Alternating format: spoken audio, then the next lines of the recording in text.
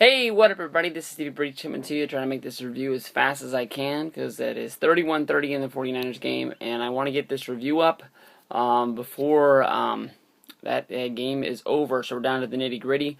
From here, TLC, otherwise known as Kings of Trios, was I'm not going to give it a perfect score, but it was a damn good game. I'm sorry, thinking about the football game. It was a damn good show. Nothing really over the top happened. I mean, it had one really killer match, another good match, and everything else that happened along the way was just sort of so-so. I'm not really going to say it's going to be the best thing that happens.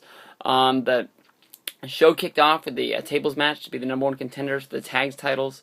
And that one, the most over man in the WB right now because of his mustache, Cody Rhodes and his partner Damian Sandow won in this match. Mainly, they had I guess you can say, the advantage of the match almost the whole way through. They beat down on Mysterio and Sin Cara. Finally, when it looked like Sin Cara and Mysterio were getting some... they were getting a little bit of momentum in this match, looking like it was going to go their way. Sin Cara was up on the top, and Cody shoved him, and he took a backwards bump through a table that was on the floor. Tables match, that makes the winner. Cody and Damian will move on, get the #1 contendership, more than likely at the Rumble next month. All right stuff. From here, the squash of the night, Cesaro against R-Truth in a match for the United States title that has no meaning. R-Truth got a pretty bad cut that, as you can see, on his knee. It's split open to the point where you can see the bone below. Check his Twitter if you want to check that out. But basically, Cesaro squashed him. After the match, he basically said that he's the man, and if you boo him, what the hell did he say? You're booing your own country, or some shit like that. We just need Jack Swagger to come back. I think everybody is looking for the red, white, and blue. He's a guy that hasn't been on TV in a while. I can't think of anybody on the Raw roster, at least, who's a mid-carder that's a babyface that could go up against this guy that has any momentum at all. I think that's the reason why they keep throwing R-Truth out there for some reason. But Cesaro is the man, and he squashed R-Truth tonight. Moving on from there, Kofi Kingston beat Wade Barrett for the Intercontinental title in what seemed to me to be a pretty non-exciting match. I'm just glad that Wade Barrett didn't win the IC title, as I said in my preview video. I just don't think that's the belt for him. If you go back and look at him from the core, he looked weird having that belt, and he deserves to be a guy that's battling for the world heavyweight championship. And I think that's where he needs to be. And whatever programs he has to run in order to get there, I'll take it. From there, we move on to probably the match of the night, and what a lot of people on Twitter are saying is the match of the year.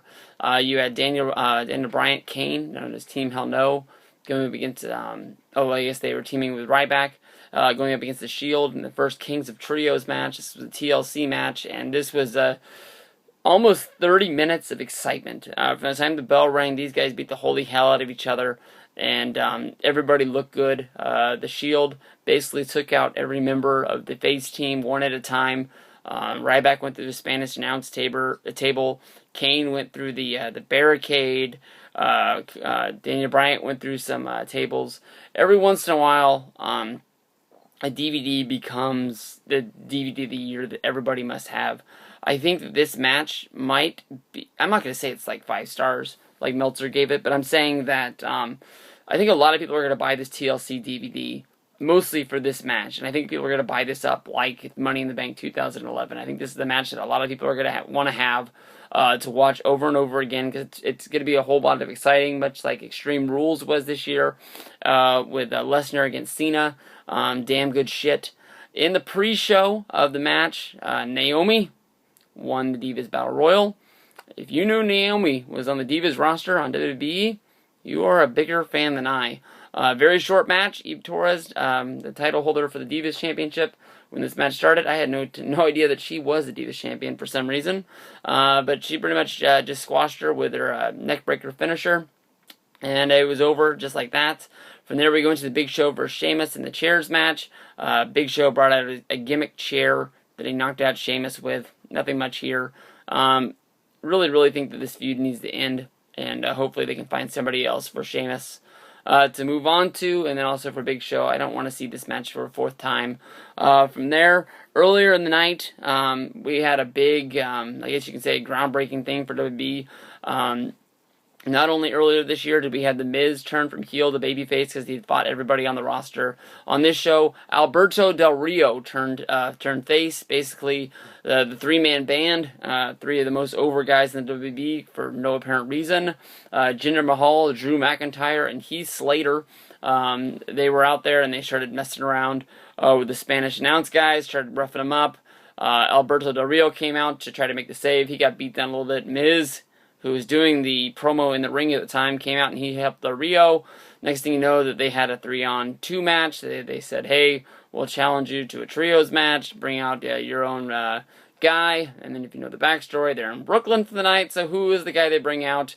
Other than the Brooklyn Brawler. Basically, Del Rio and Miz got the beat down. Brooklyn Brawler locked in the Brooklyn Crab for the submission there, and Brooklyn Brawler is a good guy, one of the best art of wrestlings out there. If you don't know the backstory on him or anything about him, make sure you check out Cole Cabana's podcast. It's probably from at least 2 months ago, episode with the Brooklyn Brawler. You honestly will really enjoy it. One of the best ones that I've liked on that show in a long, long time. Then, when we move on to John Cena versus Dolph Ziggler, this match ended basically just the way that I was hoping it would, so we could see what the hell is going to happen with here. Dolph Ziggler won a main event match on a pay-per-view. He beat John Cena. He was able to keep his Money in the Bank briefcase. He was able to defend it. Hopefully that will make him look better in a lot of people's eyes out there for you, especially being a guy like John Cena. But when it all ended, all the eyes were on John Cena and AJ. Basically, Cena hit his finisher on Ziggler. Ziggler rolled out of the ring, and when it looked like he was all clear that he was going to climb the ladder and win, Vicky came in to try and interrupt. She was interrupted by AJ. AJ hit the 5 Moves of Doom on Vicky Guerrero, which allowed John Cena to climb up and make it look like he was going to win. When he was about to grab the briefcase, AJ pushed him over, and that's it. I got to get back to the football game, but those are the results of the pay-per-view. What did you guys think? Where are we going from here? Royal Rumble, I'll be there. Yeah, come on.